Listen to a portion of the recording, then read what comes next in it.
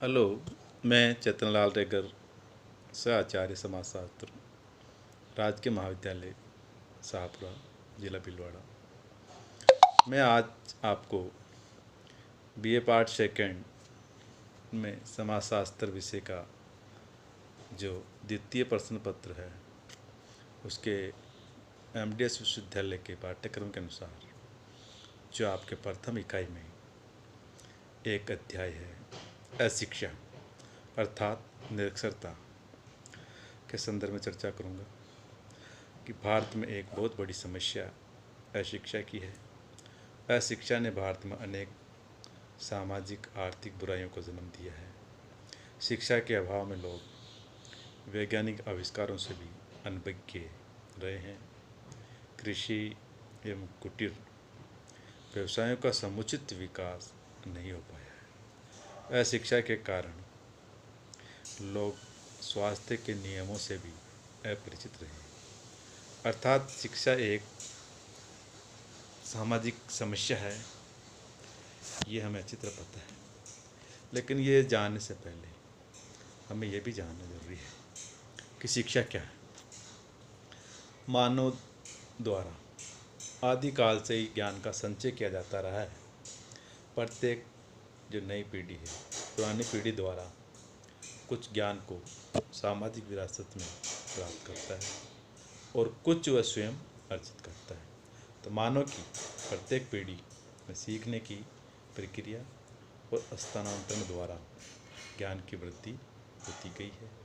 ज्ञान की ये पारंपरिक श्रृंखला ही शिक्षा है।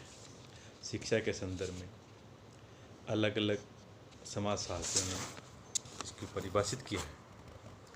उसमें दुर्कहेम ने लिखा है कि शिक्षा अधिक आयु के लोगों द्वारा ऐसे लोगों के प्रति की जाने वाली प्रक्रिया है जो अभी सामाजिक जीवन में प्रवेश करने के लिए योग्य नहीं।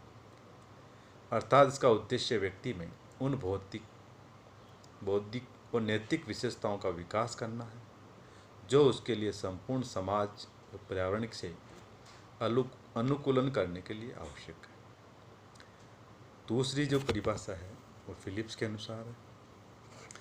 उन्होंने कहा है कि शिक्षा वह संस्था है जिसका केंद्रीय तत्व ज्ञान का संग्रह है। तीसरी परिभाषा महात्मा गांधी जी ने भी कहा है कि शिक्षा से मेरा अभिप्राय बच्चे के शारीरिक, मन और आत्मा में विद्यमान सर्वोत्तम गुणों का सर्वांगीण विकास करना है। अर्थात इन सभी परिभाषाओं से यह स्पष्ट है कि शिक्षा वह प्रक्रिया है जिसके द्वारा मनुष्य में शारीरिक, मानसिक एवं आध्यात्मिक गुणों का विकास किया जाता है ताकि वह उत्तम सामाजिक जीवन व्यतीत करने एवं अपने आप को पर्यावरण के अनुकूल ढालने में समर्थ हो। तो भारत में साक्षरता की दृष्टिकोण से अगर हम स्टडी करें तो भारत में जनगणना आयोग 2001 के अनुसार वह व्यक्ति साक्षर है जो किसी भी भारतीय भाषा में समझ के साथ लिख और पढ़ सकता है। जो केवल पढ़ सकता है परंतु लिख नहीं सकता उसे साक्षर नहीं माना गया। तो साक्षर कहलाने के लिए व्यक्ति का किसी स्कूल में औपचारिक शिक्षा प्राप्त करना अथवा कोई परीक्षा उत्तीर्ण करना आवश्यक नहीं है। भारत में अन्य देशों की तुलना में साक्षर 1991 से 2001 में अच्छी वृद्धि के बावजूद कम हुई है। 1951 में भारत में साक्षरता का जो प्रतिशत था वो 18.33 था, जो बढ़कर 2001 में 64.84 हो गया। अर्थात ये जनसंख्या के अनुपात में साक्षरता की दर लगातार बढ़ती गई। तो भारत में साक्षरता की स्थिति काफ़ी प्रयासों के बावजूद भी उतनी नहीं बढ़ पाई जितनी की बढ़नी चाहिए। तो भारत में शिक्षा के क्षेत्र में अनेक विसंगतियाँ और समस्याएं विद्यमान हैं। बावजूद इसके कि देश में लाखों स्कूल और कॉलेज खोले जा चुके हैं। हमारी शिक्षा पद्धति की संविधान में दिए गए नीति निर्देशक सिद्धांतों के अनुरूप 14 वर्ष तक की आयु के सभी बच्चों के लिए शिक्षा देना संभव नहीं हो पा रहा है। आर्थिक दृष्टि से गरीब व पिछड़े वर्गों में अनेक बच्चे अभी भी शिक्षा से वंचित हैं। तो हम कहने का तात्पर्य यह है कि वो कौन से कारण हैं जिसके कारण शिक्षा के स्थान पर अशिक्षा बढ़ी है। तो अशिक्षा के जो कारण हैं उसको हम संक्षेप में यहाँ समझेंगे। तो 5 कारण मुख्य रूप से अशिक्षा के संदर्भ में समाजशास्त्र ने बताए। उसमें से पहला है वर्ण एवं जाति व्यवस्था।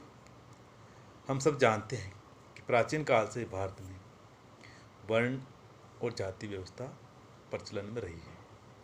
इस व्यवस्था ने समाज को 4 भागों में बांटा हुआ, अर्थात 4 वर्ण, ब्राह्मण, क्षत्रिय, वैश्य और शूद्र, ये वर्ण जो है भारतीय समाज में देखने को मिलते हैं प्राचीन काल में। और शिक्षा का जो अधिकार है केवल ऊंची जातियों को ही मिला, बाकी जो निम्न शेष वर्ग है, शूद्र वर्ग है, उनको शिक्षा से वंचित रखा गया। इसके कारण भी अशिक्षा बढ़ी। दूसरा कारण दरिद्रता अर्थात गरीबी। अशिक्षा के लिए गरीबी भी उत्तरदायी है। जहाँ लोगों को भरपेट भोजन तक नसीब न होता हो और जनता गरीबी रेखा से नीचे जीवन यापन करती हो, अतः शिक्षा ग्रहण करके भी हम क्या कर लेंगे। तो ऐसी स्थिति के कारण व्यक्ति में अशिक्षा का प्रसार हुआ।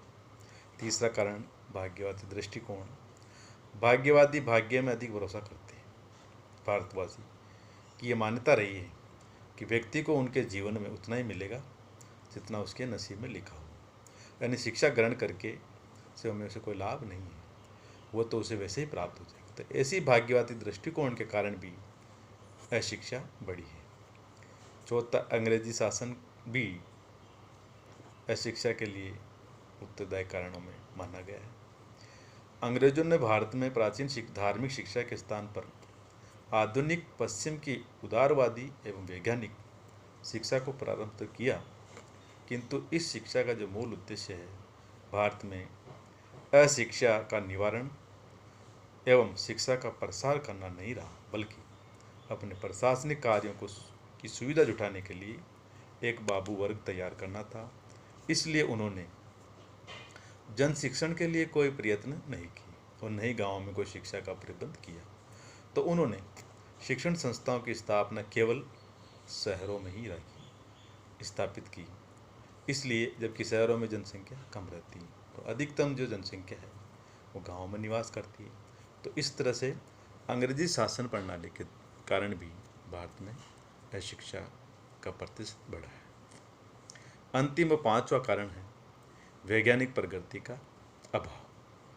भारत में अशिक्षा के एक कारण लोगों में वैज्ञानिक क्षमता का अभाव। विज्ञान धर्म एवं रूढ़िवादिता के स्थान पर तर्क को महत्व देता है। इससे लोगों के मस्तिष्क का विकास होता है एवं कूपमंडूकता भी समाप्त होती है। किंतु वैज्ञानिक दृष्टिकोण एवं प्रगति के अभाव में यहाँ अशिक्षा का साम्राज्य अधिक रहा। तो इस तरह से ये 5 कारण मुख्य रूप से अशिक्षा के लिए उत्तरदायी माने। अब उस अशिक्षा के कुछ दुष्परिणाम क्या प्रभाव पड़े उसको हम संक्षिप्त में यहाँ बताना चाहेंगे। दुष्परिणामों में पहला प्रभाव तो ये रहा कि ये व्यक्तित्व के विकास में बाधक। सही बात है, जब व्यक्ति अपना व्यक्तित्व का विकास बिना शिक्षा के नहीं कर सकता, अपने बुद्धि और तर्क शक्ति के अभाव के कारण वो जो उसको सोचने की जो क्षमता है वो विकसित नहीं हो पाती। दूसरा दुष्परिणाम आर्थिक विकास में बाधक। शिक्षा के अभाव में व्यक्ति एवं राष्ट्र का आर्थिक विकास संभव नहीं, क्योंकि उस देश में उपलब्ध प्राकृतिक भंडारों, मशीनों को चलाने, व्यवसाय का प्रबंध करने आदि का ज्ञान न हो सकता। अशिक्षित व्यक्ति शिक्षित व्यक्ति को प्राप्त होने वाली नौकरियों से वंचित हो जाता है। तो ऐसी स्थिति में आर्थिक दशा उन्नत नहीं हो पाती। तीसरा जो प्रभाव है, दुष्परिणाम, अंतर्राष्ट्रीय संबंधों में गिरावट। आज का युग औद्योगिक युग है। आज कच्चा माल खरीदने और निर्मित माल को बेचने के लिए विभिन्न देशों में पारस्परिक निर्भरता बढ़ी है। तो राजनीतिक कारणों से कई देश एक दूसरे के नज़दीक भी आए हैं। हम विश्व राज्य की कल्पना करने लगे। संयुक्त राष्ट्र संघ इसका प्रतीक है, किंतु जब किसी राष्ट्र के व्यक्ति अशिक्षित हों तो वे दूसरे देशों से संपर्क करने और उनसे संबंध बनाए रखने में असमर्थ हो जाते हैं। तो इस तरह से अंतर्राष्ट्रीय संबंधों के लिए भी शिक्षा का होना आवश्यक है। तो इसका दुष्परिणाम शिक्षा का ये रहा कि आर्थिक संबंधों में एक तरह से बाधा के रूप में ये समस्या उभर कर आई। अंधविश्वास। अशिक्षा अनेक अंधविश्वासों एवं रूढ़ियों को जन्म देती है। चिकित्सा की वैज्ञानिक विधि का प्रयोग न करके लोग भूत प्रेत, देवी देवता, झाड़ फूंक, मंत्र तंत्र एवं भोपा लोगों के चक्कर में कष्ट उठाते हैं और कभी कभी तो उन्हें अपने जीवन से भी हाथ धोना पड़ता है। भारत में अशिक्षा ने जाति, धर्म, ईश्वर और विवाह आदि से संबंधित अनेक अंधविश्वासों को जन्म दिया है। लोग वास्तविक स्थिति से अनभिज्ञ रहे, तो उनकी इस स्थिति का लाभ उठाकर पंडे, पुजारी, सेठ, साहूकार आदि ने उनका खूब शोषण किया। तो अंधविश्वास के पीछे धारणा अशिक्षा रही है। इसी प्रकार सामाजिक विघटन और सामाजिक समस्याओं को जन्म। तो अशिक्षा ने भारत में सामाजिक विघटन और सामाजिक समस्याओं को जन्म दिया, जिसमें पर्दा प्रथा, जाति प्रथा, बाल विवाह, ऋणग्रस्तता, सांप्रदायिकता, भाषावाद, प्रांतवाद, प्रजातिवाद आदि ये सब अशिक्षा के कारण ही फल फूल रहे हैं। नंबर 6, अशिक्षा ने देश में विभिन्न प्रकार के भेदभाव को प्रोत्साहन दिया है, जो कई प्रकार के जो जाति समुदाय को लेकर संघर्ष भी हुए हैं। नंबर 7, अशिक्षा व्यक्ति के जीवन में आने वाली समस्याओं के समाधान में बाधक होती है, क्योंकि अशिक्षित व्यक्ति भला बुरा, अच्छा बुरा, अच्छा और क्या सही क्या गलत के बारे में सोचने में असमर्थ होता है और उचित समस्या का समाधान के लिए कोई निर्णय नहीं कर पाता। नंबर 8, अशिक्षा व्यक्ति एवं राष्ट्र की प्रगति में बाधक है। जहाँ देश के अधिकांश लोग अशिक्षित हैं, वे वैज्ञानिक आविष्कार करने में असमर्थ होते हैं, उसके अभाव में देश प्रगति नहीं कर पाता। इसी प्रकार असभ्यता। अशिक्षा ने सभ्यता और संस्कृति के निर्माण विकास में भी बाधा उत्पन्न की है।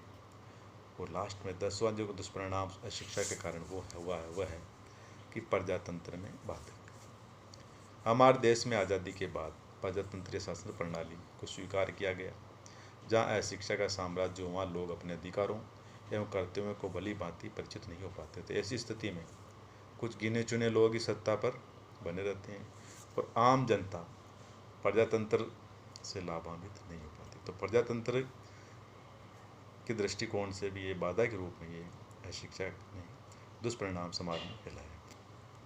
इस प्रकार अशिक्षा के 10 दुष्परिणाम हैं जो हम समाज में देख सकते हैं। Thank you.